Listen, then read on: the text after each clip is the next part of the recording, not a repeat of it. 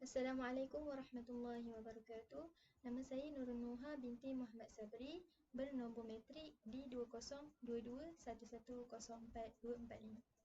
Saya akan menerangkan pengenalan mengenai tajuk yang kami kaji, iaitu masalah disiplin yang sering berlaku dalam kalangan pelajar di Sekolah Menengah Kebangsaan Agama Kedah. Seperti yang kita tahu, masalah disiplin dalam kalangan pelajar sering menjadi bualan hangat yang diperkatakan oleh masyarakat di negara kita.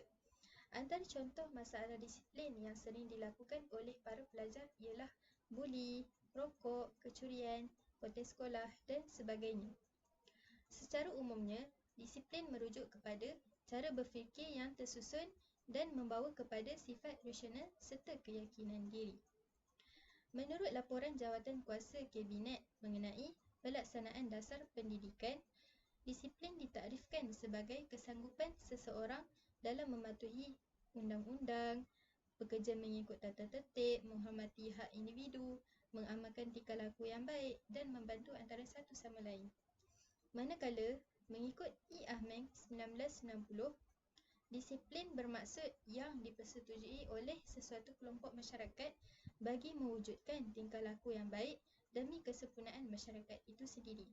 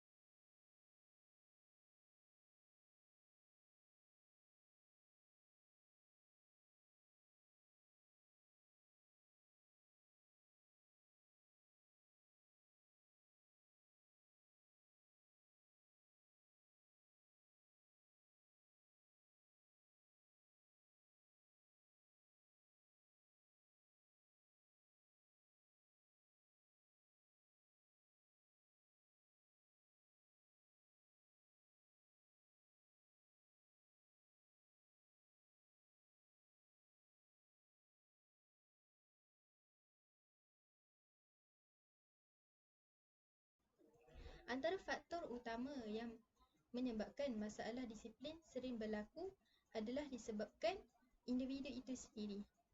Hal ini kerana pada peringkat umum mereka, perasaan ingin tahu dan memberontak membuat-buat dalam diri mereka.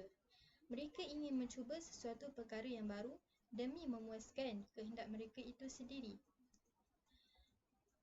Hal ini dapat disimpulkan bahawa masalah disiplin dalam kalangan pelajar amat membimbangkan di negara kita.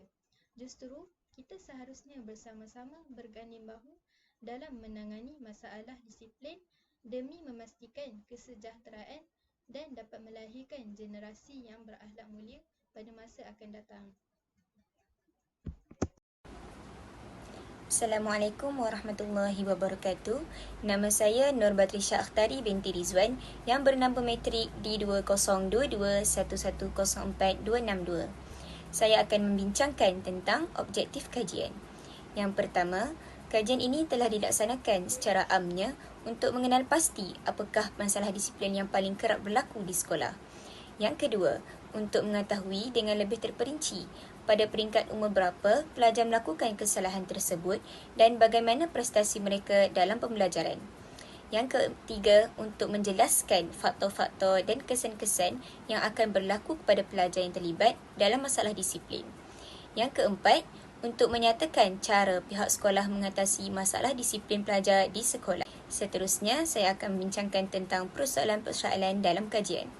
Yang pertama, apakah masalah disiplin yang paling kerap berlaku di sekolah? Yang kedua, pada peringkat umur berapakah pelajar melakukan kesalahan tersebut dan bagaimana prestasi mereka dalam pembelajaran? Yang ketiga, apakah faktor-faktor dan kesan-kesan yang akan berlaku kepada pelajar dan yang terlibat dalam masalah disiplin? Yang keempat, bagaimanakah cara pihak sekolah mengatasi masalah tersebut? Dan yang terakhir sekali, apakah harapan guru terhadap generasi yang akan datang ataupun kepada bakal pelajar yang akan masuk ke sekolah dan berikan sedikit kata-kata semangat atau nasihat. Sekian. Nama diberi Humairah binti Rosli yang memegang nombor matrik di 2022110425. Saya akan menerangkan bab metodologi kajian. Bab ini banyak membantu kumpulan untuk membuat keputusan dalam perbincangan tentang isu masalah disiplin yang berlaku di sekolah.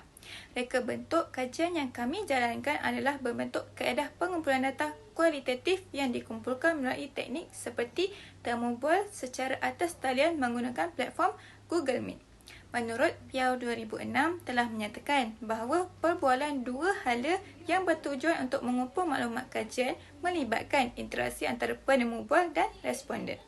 Bagi sumber dapatan lain, kami menggunakan teknologi seperti membuat carian melalui jaringan internet untuk menambah pengetahuan mengenai tajuk kajian kami. Seterusnya, prosedur pengumpulan data akan dibentangkan dalam rumusan. Pada 27 Oktober 2023, kami menubuhkan kumpulan dalam aplikasi WhatsApp bagi memudahkan perbincangan dan gerak kerja. Pada 30 November sehingga 2 Disember 2023, kami melakukan perbincangan ahli kumpulan berkaitan isu masalah disiplin sekolah serta kami merancang perjalanan tugasan kami. Pada 18 dan 19 Disember 2023, kami melakukan pembahagian tugasan dan kerja masing-masing serta mengkaji isu kajian. Pada 20 Disember 2023, kami melakukan temu bual bersama seorang guru yang berpengalaman daripada Sekolah Menengah Kebangsaan Agama Kedah serta menghasilkan pandangan dan idea yang bernas bersama-sama.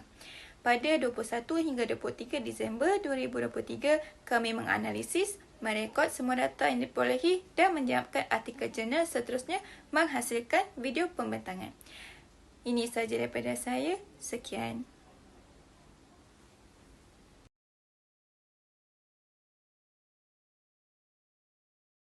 Ini dilaksanakan melalui atas talian dengan menggunakan aplikasi Google Meet. Kami berhubung dengan seorang guru daripada Sekolah Menengah Kebangsaan Agama Kedah. Sekolah ini merupakan sebuah sekolah kluster kecemerlangan dan juga tahfiz model Ulul Albab, di mana aliran ini menekankan Quranik, ijtihadi dan istiqradi kepada para pelajar dalam pembelajaran di sekolah. Bagi memenuhi keperluan kerja lapangan ini, kami menembual seorang guru mata pelajaran tahfiz Al-Quran dan Maharat Quran dari Sekolah Menengah Kebangsaan Agama Kedah, iaitu Encik Yahya bin Ibrahim melalui aplikasi Google Meet. Encik Yahya berpengalaman menjadi seorang guru lebih kurang 13 tahun. Wawancara Encik Yahya bin Ibrahim, masalah disiplin yang terdapat di Sekolah Menengah Kebangsaan Agama Kedah adalah bunyi, vape atau rokok dan keluar asrama tanpa izin. Beliau menyatakan bahawa masalah disiplin yang paling kerap berlaku dalam kalangan pelajar lelaki adalah buli. Menurut responden, masalah disiplin di sekolah masih lagi dalam keadaan terkawal. Hal ini kerana wujudnya kerjasama guru disiplin dan polis angkat sekolah. Oleh itu, wajarlah kesedaran serta kefahaman yang mendalam tentang tingkah laku buli di sekolah. Oleh itu, wajarlah kesedaran serta kefahaman yang mendalam tentang tingkah laku buli di sekolah oleh guru dan pihak yang terlibat dalam pendidikan sangat perlu dalam usaha mengawal serta mengatasi masalah ini. Berdasarkan kajian ini, masalah disiplin yang sering berlaku melibatkan pelajar dalam lingkungan umur 13 hingga 15 tahun. Puncanya ialah disebabkan faktor umur yang masih muda dan muncul perasaan ingin tahu serta mahu mencuba benda yang baru. Jadi, ia juga dapat menjatuhkan prestasi pelajar dalam pembelajaran. Akan tetapi, responden menjawab spekulasi berkaitan prestasi pelajar yang terlibat dalam masalah disiplin, yang mana pelajar tersebut tidak terlalu ketinggalan dalam pembelajaran. Hal ini kerana Sekolah Menengah Kebangsaan Agama Kedah menapis dan menilai dalam setiap aspek pelajar sebelum menerap masuk ke sesi pengajaran dan pembelajaran sekolah. Jadi secara keseluruhannya, kajian ini mendapati wujud bilangan kecil yang terlibat dalam masalah disiplin. Namun, hal ini dapat dikawal dengan baik oleh pihak pengurusan sekolah. Bismillahirrahmanirrahim. Seterusnya saya akan menyambung faktor dan kesan masalah disiplin di sekolah dan juga cara pihak sekolah mengatasi masalah disiplin tersebut. Okey, untuk faktor berlakunya masalah disiplin di sekolah, yang pertama, menurut hasil temu bual bersama dengan Encik Yahya bin Ibrahim, iaitu Guru Tahfiz SMK Agama Kedah, menurut beliau, pengaruh terbesar di SMK Agama Kedah adalah pengaruh rakan sebaya.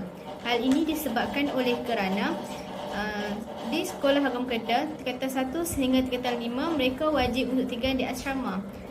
Secara tidak langsung kita dapat lihat mereka banyak habiskan masa remaja mereka di sekolah.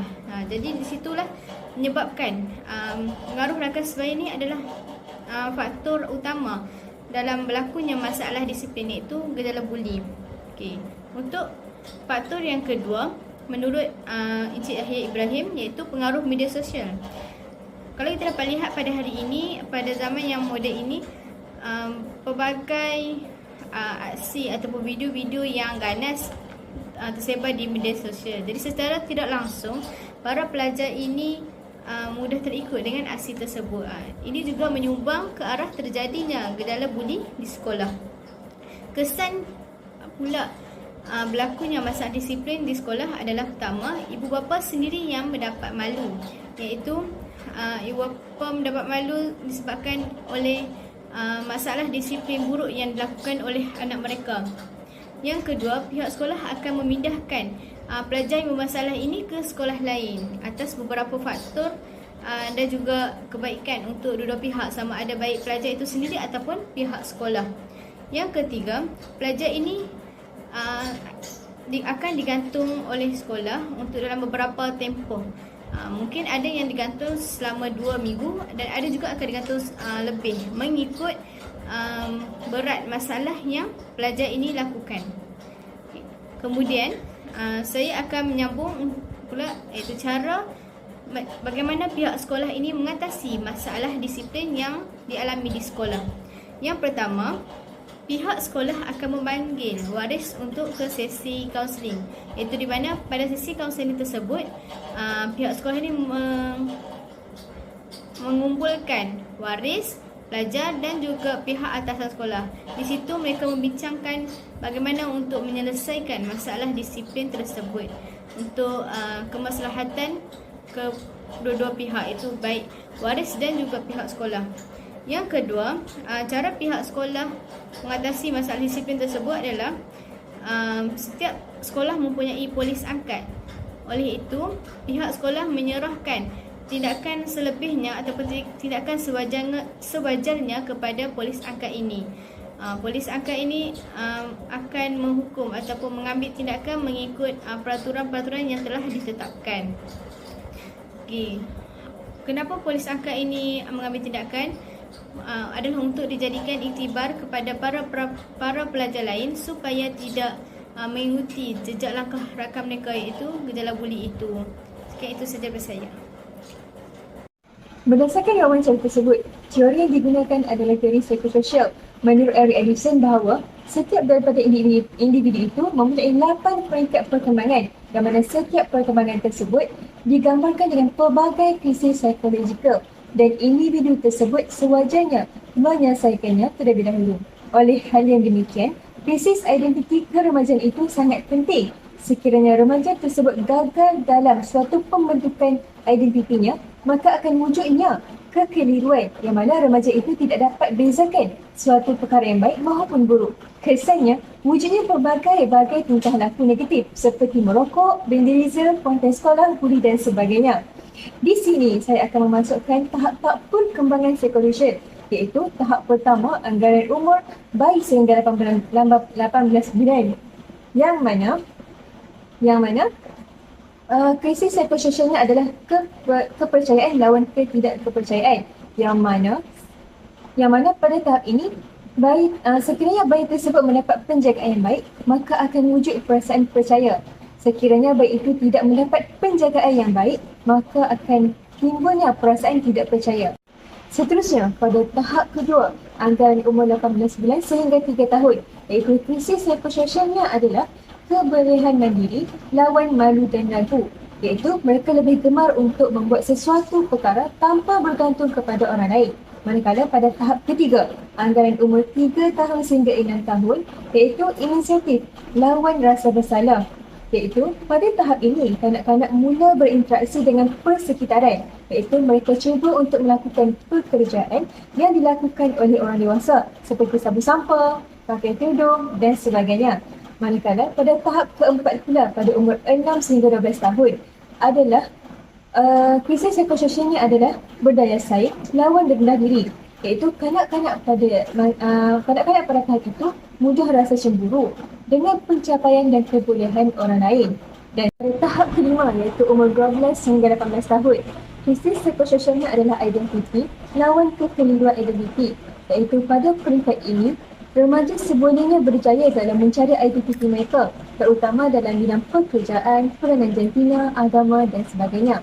Manakala pada tahap ke-6 pula, krisis psikososialnya adalah keintiman lawan ketransingan, iaitu pada umur 18 tahun sehingga 35 tahun, yang mana peringkat ini seseorang perlu membangunkan sesebuah hubungan intim dengan orang lain. Jika tidak, seseorang itu akan mengalami perasaan yang terasing dan kekosongan. Manakala pada tahap yang ketujuh, iaitu krisis psikososialnya adalah kemurahan hati lawan kebangkitan, iaitu pada peringkat umur 35 tahun sehingga 65 tahun. Iaitu mereka berusaha mencari jalan untuk memuaskan hati dan menyokong generasi yang akan datang. Dan pada tahap yang terakhir, iaitu tahap yang ke-8, krisis psikososialnya adalah ego yang berintegriti lawan kehampaan, iaitu pada antara umur 65 tahun hingga akhir hayat, iaitu mereka berasa berpuas hati dengan kehidupannya. Akhir sekali, terdapat 8 tahap perkembangan menurut teori Erik Erikson. Saya akan membincangkan teori kajian, iaitu teori perkembangan Robert David-Hurst. Teori David-Hurst merupakan teori perkembang bercorak sosial budaya dan antropologi. Mengikut pandangan ini, kanak-kanak adalah hasil dari tekanan sosial budaya yang mempengaruhinya. Nilai dan institusi setiap kebudayaan akan menghasilkan personaliti tertentu. Oleh itu, perkaitan antara faktor kebudayaan, sosial budaya dan psikologi membolehkan kita memahami kanak-kanak tersebut sepenuhnya. Menurut David-Hurst, selain budaya, faktor biologi, sosial dan psikologi juga mempengaruhi perkembangan seseorang, individu yang melahirkan konsep tugas-tugas perkembangan. Tugas perkembangan merujuk kepada satu-satu tugas yang lahir pada satu masa di dalam hidup individu tersebut. Tugas ini dihuraikan daripada segi pembelajaran yang diperlukan oleh individu berdasarkan kebudayaan beliau. Keadaan ini adalah untuk melihat perhubungan di antara keperluan, proses kematangan dan tekanan kebudayaan. Konsep tugas ini berguna untuk menerangkan kepentingan tugas bagi kanak-kanak di peringkat umur yang berlainan agar dapat disediakan kegiatan pendidikan yang sesuai untuk peringkat umur yang tertentu. Dalam membincangkan peringkat perkembangan kanak-kanak dan remaja, David-Hurst membahagikan kepada 3 peringkat perkembangan, iaitu pada peringkat yang pertama, peringkat bayi dan awal kanak-kanak. Peringkat ini kanak-kanak mula belajar bercakap, membentuk konsep yang mudah tentang realiti sosial dan fizikal untuk berinteraksi dengan orang lain. Yang kedua, peringkat pertengahan kanak-kanak, di mana kanak-kanak menguasai kemahiran membaca, menulis, mengira, menguasai kemahiran tertentu untuk permainan biasa, belajar konsep hidup seharian dan juga, mereka juga belajar bergaul dengan individu lain dan membentuk sikap yang mengakui hak, keupayaan, kelemahan dan pada setiap individu. Peringkat yang terakhir adalah peringkat awal remaja, di mana kanak-kanak akan berubah menjadi baligh dan mula berminat bergaul dengan berlainan jantina dan ingin mencapai kebebasan daripada ibu bapa. Mereka menerima dan menghargai tubuh badan, membentuk kebebasan emosi, memilih bidang pekerjaan sesuai dan sebagainya. Nama diberi Syaimah Abidah binti Hamzah, bernombor matrik D2021104242. Jadi, saya akan menerangkan perkara yang terakhir dalam kajian ini, iaitu kesimpulan. Bagi kesimpulan dalam kajian ini, jelaslah bahawa ibu bapa merupakan tunjang yang mendorong kepada proses perkembangan dan pembentukan sasiah kanak-kanak. Hal ini kerana ibu bapa haruslah membimbing dan memahami kehendak jiwa remaja serta berfikiran terbuka supaya mereka rasa selesa dan tidak malu lagi untuk berkongsi cerita. Selain itu, guru-guru yang berada di sekolah juga merupakan aset penting bagi memastikan segala perkara yang berkaitan tentang pelajar dapat dikenal pasti dan meningkatkan lagi prestasi pelajar dan guru di sekolah. Jika merujuk kepada teori perkembangan Erik Erikson, kanak-kanak mempunyai hasil dan tekanan sosial budaya yang mempengaruhinya, manakala nilai dan institusi setiap kebudayaan akan menghasilkan personaliti tertentu. Jadi, setiap perkara yang berlaku ke atas diri kanak-kanak akan mempengaruhi sikap mereka, iaitu melalui figura yang paling dekat dengan mereka seperti ibu bapa, guru dan rakan-rakan. Sekian daripada saya.